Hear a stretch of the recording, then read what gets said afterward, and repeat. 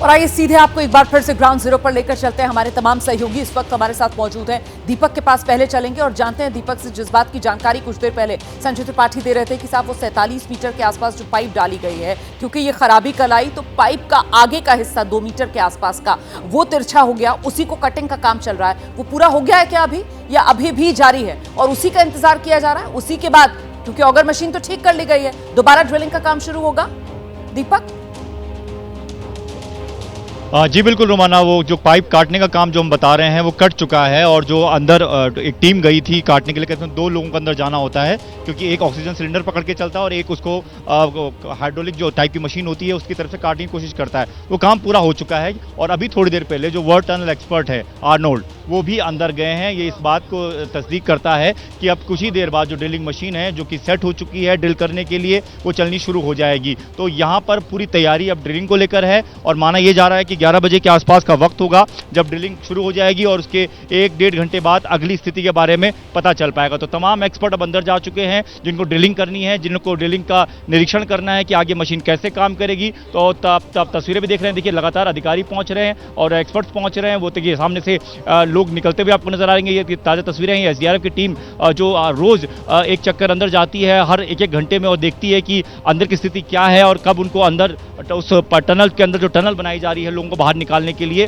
उसकी स्थिति क्या है। इस बात की भी मॉक ड्रिल लगातार ये लोग करते रहते हैं क्योंकि जब फाइनल स्टेज होगी, जब पाइप काट लिया जाएगा, रास्ता बना लिया जाएगा, तो ये एसडीआरएफ और एनडीआरएफ के लोग ही होंगे जिनको अंदर जाना होगा। तो टुकड़ियां देखिए यहीं पर तैनात हैं और लगातार मुआयना कर रही हैं। एक्सपर्ट जा चुके हैं और जो अंदर जो फंसा हुआ था मेटल वो काट लिया गया है। तो अभी फिर 11 बजे का इंतजार है रोमाना, उसके आसपास ड्रिलिंग स्टार्ट हो जाएगी और उसके 1 घंटे बाद आगे की स्थिति भी साफ हो जाएगी कि क्या वाकई आज शाम तक ये 41 लोग बाहर आने वाले हैं या नहीं। बिल्कुल। और अंकित गुप्ता, शाम तक 41 लोग बाहर आ पाएंगे इसकी उम्मीद इस बात से बढ़ जाती है क्योंकि वो जिस तरीके से जियो मैपिंग हुई है उससे इतना तो कम से कम साफ है कि 5 मीटर तक आगे किसी तरीके की कोई अड़चन नहीं आने वाली है। 5 मीटर तक आगे कोई मेटालिक ऑब्जेक्ट नहीं है और आसानी से ड्रिलिंग का काम होगा जब एक बार शुरू हो जाएगा। तो अंकित,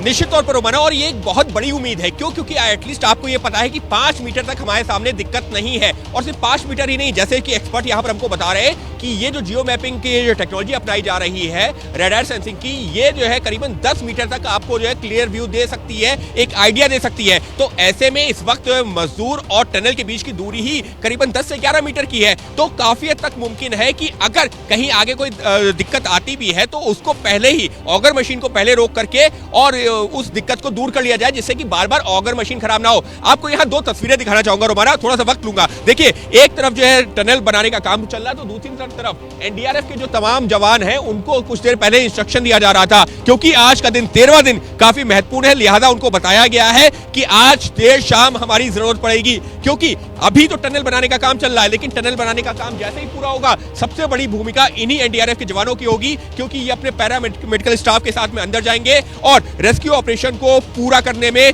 मदद करेंगे, उन मजदूरों को बाहर निकालने में। एक दूसरी तस्वीर आपको और दिखाना चाहूंगा। तस्वीरों के जरिए ही आप जिस चीज का जिक्र कर रहे थे ना कि लोहे की सरिया, स्टील की सरिया जिसको ऑगर मशीन काट नहीं पा रही है, वो कहां लगी हुई है, दर्शकों को तस्वीरों के जरिए समझा देते हैं। देखिए सामने जो टनल है, टनल का अगर हम ऊपरी हिस्सा देखते हैं जो हमको सेमी सर्कुलर दिखता है, वहां पर देखिए आपको ऊपर जो है थोड़ी रॉड्स और सरिया निकली हुई नजर आ रही हैं।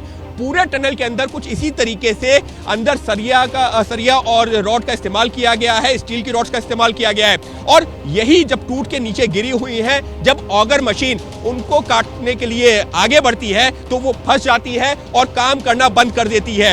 ये वो दिक्कत है जिसकी वजह से इतना विलंब हो रहा है। आपने बहुत अच्छे से समझाया और वो टनल आपने दिखाई, सुरंग आपने दिखाई, वही सुरंग का ऊपर का हिस्सा, आम जबान में अगर मैं कहूं तो वो सुरंग की छत में ये जो लोहे के सरिया और पाइप डाले जाते हैं ना, इसीलिए वो टनल रूफिंग के लिए पाइप का इस्तेमाल होता है, इसीलिए टनल रूफिंग पाइप उसको कहा जा रहा है, जो कल बीच में आ गया था जिसकी वजह से ऑगर मशीन में ये खराबी आई। खैर, मैं जल्दी से दर्शकों को संजय त्रिपाठी के पास अब लेकर चलूंगी। संजय, ऑगर मशीन ठीक कर ली गई है, पाइप का वो जो आगे का हिस्सा खराबी जिसमें आ गई थी उसको काटकर अब दुरुस्त कर लिया गया है और बस इंतजार किया जा रहा है। कुछ ही देर के बाद एक बार फिर से यहां पर ड्रिलिंग का काम शुरू होगा और मजदूरों तक पहुंचने की कवायद शुरू हो जाएगी। जनरल वीके सिंह को लेकर हमने अपडेट दिया था कि वो फिर से ग्राउंड जीरो पर, मुख्यमंत्री धामी वो भी इसी इलाके में हैं, क्या वो भी ग्राउंड जीरो पर पहुंचने वाले हैं? उसको लेकर कोई अपडेट इस वक्त संजय त्रिपाठी?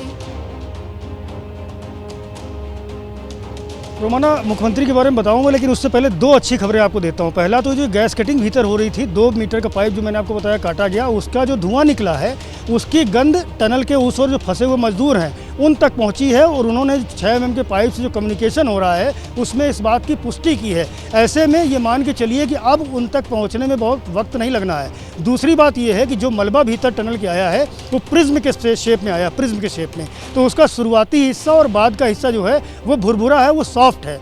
मेन जो डेंस एरिया था उसको 46 मीटर, चूँकि हम पाइप अंदर डाल चुके हैं, तो 46 मीटर तक वो जो इलाका था, वो जो एरिया था जो मुश्किलों से भरा हुआ था, वो बाधाएं पार की जा चुकी हैं। अब चूँकि 5 मीटर आगे तक जियो टैगिंग में जिस तरह की कोई बाधा सामने नहीं दिख रही है, और उसके बाद लगभग 7 मीटर का पाइप और है, तो अब ये मान के चलिए कि जो आगे का रास्ता है वो सुगम हो सकता है। जिस तरह के संकेत मिल रहे हैं और जिस तरह से मजदूरों ने इस बात की पुष्टि की है कि उन्हें धुएं की गंध आई थी। पुष्कर सिंह धामी के बारे में मैं आपको अपडेट दे दूं कि पुष्कर सिंह धामी अभी हरिद्वार जाएंगे, उनका कोई कार्यक्रम वहाँ लगा हुआ है, और वहाँ से लौट करके तत्काल जैसे ही ऑपरेशन अंतिम दौर पर पहुँचेगा वो खुद वहाँ पहुँचेंगे और जो मजदूर हैं उनको बाहर निकाल के टनल से लाएंगे। रोमाना, बहुत अच्छी और महत्वपूर्ण जानकारियां आपने दी है संजय त्रिपाठी, बहुत शुक्रिया हमारे तमाम सहयोगियों का। और हमारे सहयोगियों की बात सुनकर अब यकीनन आपको भी विश्वास हो चला होगा कि अगर सब कुछ सामान्य तरीके से चलता है तो आज शाम तक सफलतापूर्वक इन 41 मजदूरों को जो पिछले 13 दिन से फंसे हुए हैं इस सुरंग में, उन्हें सुरक्षित बाहर निकाल लिया जाएगा। जैसे ही घड़ी का काटा दोपहर 2:30 पे आए, बबीता जी का दिल सास बहू साजिश के लिए मचल जाए।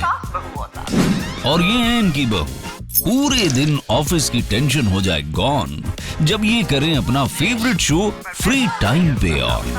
इनकी तरह आप भी देखिए अपना फेवरेट शो अपने टाइम पर, और डाउनलोड कीजिए एबीपी लाइव ऐप अपने स्मार्ट टीवी पर।